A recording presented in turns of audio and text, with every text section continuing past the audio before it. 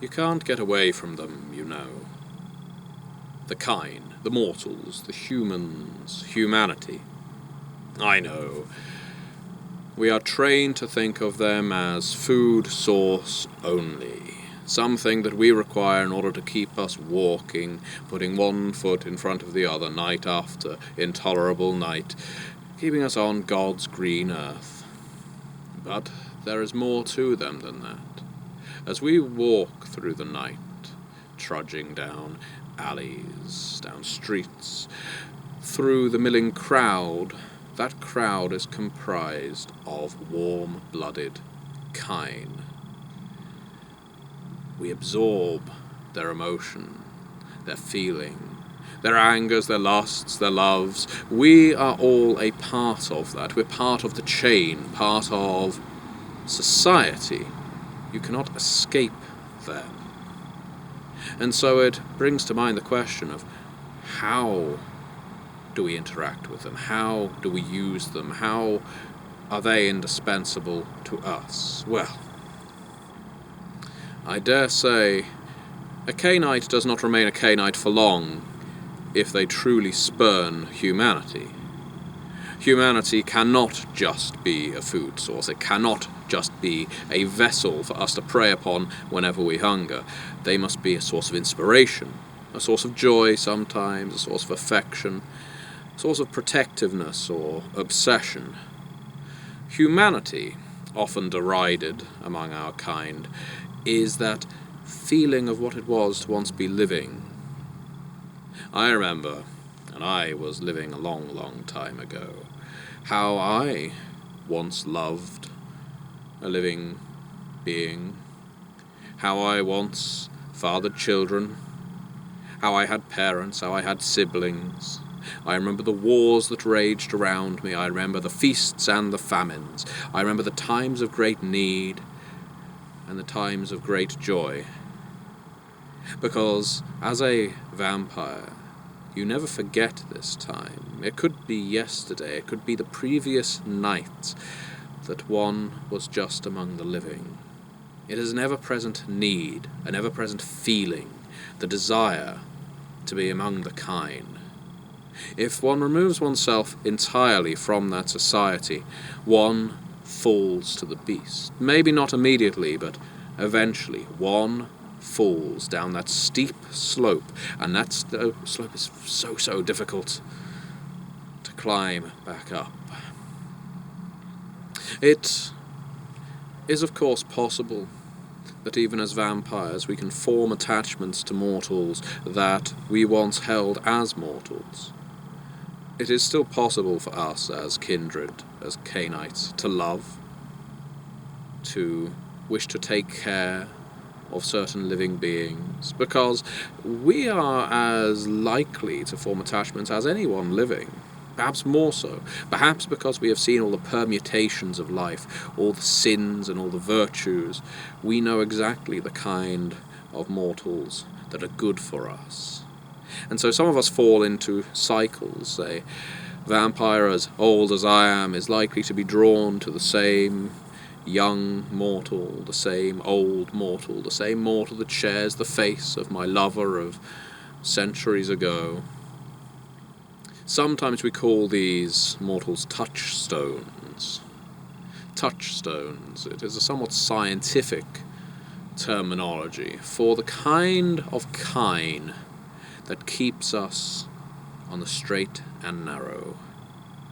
The kind of kine that we must gear our existence around. For if that touchstone falls, we fall with him, with her, with them.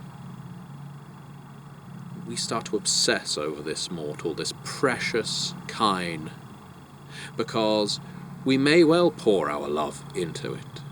We may well pour our scorn. We may indeed force it into servitude, or we may decide to keep this mortal at a safe distance from us and what we would do to them, but still make our ghouls look after them, make mortals who are more adept servants watch them closely, because we tie our existences so closely to these touchstones. that if they come to harm, we feel it. We feel it in our hearts, and if you believe it, in our souls. We know when our touchstones are under threat, and we know the great damage that can do to our very being when they meet their demise.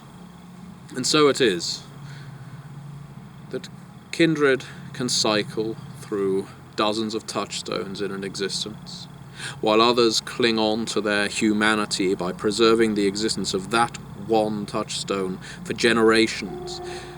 Feed them a little vitae, keep them living, make them a ghoul, make them a servant, make them a bodyguard, make them a permanent lover, addicted to your blood, but keep them safe. At what point does the vampire realize that the vessel, the mortal that they have poured so much into is no longer the mortal they loved, no longer the mortal that they fell for, but now just a battery of existence, that when it shuts down, we risk shutting down as well. And so no longer does the personality of this kind matter, no longer do their wishes matter, it is their existence that becomes important to us. Touchstones can become twisted in this way. Kindred can become twisted in this way. And yet we convince ourselves that by remaining humane, by keeping the mortals around us safe and secure, we are living a moral existence. Well, I cannot be the judge of that. There are some Cainites that keep a veritable army of kine around them who I know to be monstrous. There are others who keep but a handful of precious mortals in their grasp, and they are positive paragons of saintliness within our kind, because they truly care for the mortals around them. I have heard tell that kindred have made touchstones not just of the living, but of the unliving, of our own kind. If one were to embrace a touchstone, would they cease to be such an important being? I do not know. I cannot say for a certainty. I have always kept mine fairly close, but I can tell you this. Once upon a time, in a garden not unlike this one, I came upon a neonate, barely a fledgling, probably around your age, around half a millennium ago. And she was so new to the night she knew nothing except the abuse that her sire visited upon her. And I was curious. I wanted to know what she was interested in, what her loves were, what her lusts were, and I was viewing this from a scientific, a pragmatic perspective. It had been a long time since I had had a true conversation with a vampire so young. And in her I saw a reflection of myself when I was a vampire of her age, also subject to my sire's tortures and torments. And so I took her under my wing, and I suppose we formed a bond that was not formed of vitae, but of genuine affection, of at least genuine intrigue. I can say for a certainty that she held a love for me. I can say for a certainty that I cared for her. My love has only ever been for my prince, in truth. But she was by my side for many years, my student, I her teacher, and the bond we shared was so strong as to perhaps make each of us a touchstone for the other.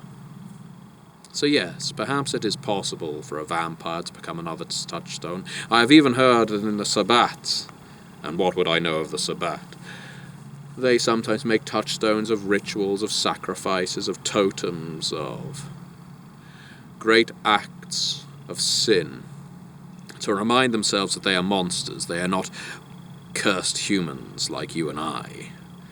They will jump over fires, hold their face to the hot ashes. They will perform great acts of murder, and it will be those rituals that form a kind of touchstone. I suppose we should wait until we discuss the Sabbat in greater detail to talk about how that works for them. but they are able to keep their beast on a leash by making these malformed, monstrous touchstones their own. It is an interesting idea. It is not just keeping humans close that keeps us going. We must have beliefs, we must have convictions. Never will I betray my prince. Always will I serve the realm. Always will I further my line's desire for respect, courtesy, and in a way, power. Our convictions keep us moving. Our convictions and our kind. Humanity is weak. It is fragile. It collapses with but a touch to some of our fingers, for we are deadly creatures. We do not bring goodwill, we do not bring fortune to those around us, and it is foolish to think that any kind around us are somehow benefited by our presence. In the long run, if we do not turn on them, our enemies will. So touchstones can be transient, I think it is fair to say. Humans can be transient.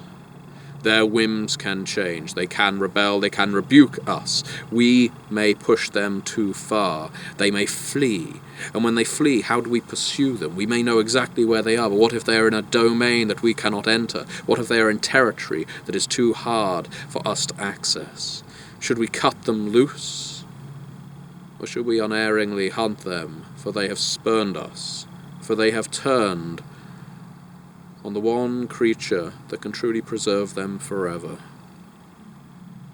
You may say my view on humanity is somewhat twisted. I am not saying that humans are always good.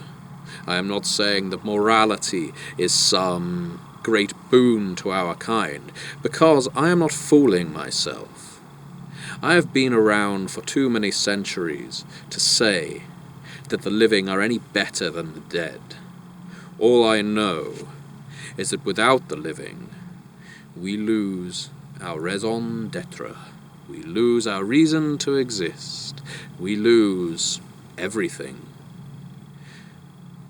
Vampires can create. Vampires can think. Vampires can form revolution. They can instigate change. Do not believe the kindred that tells you otherwise. But it is infinitely easier with humanity at your side, with a proximity to what it is to be living. Whether you take the Bruja stance that it is the closeness to passion that keeps one going, or the Toreador who claims that being close to culture keeps one relevant, or the Ventru to know which groups should be dominated and which should be uplifted. We all have a reason for humanity. In my case, I believe the study of humankind, their ebbs, their flows, their eddies, their changes, they appeal to me a great deal. I find humans fascinating, don't you? They are more than the sum of their parts, more than just blood bags. At least some of them. Others, you drain them, you do not give them a thought, and you go on with your immortality.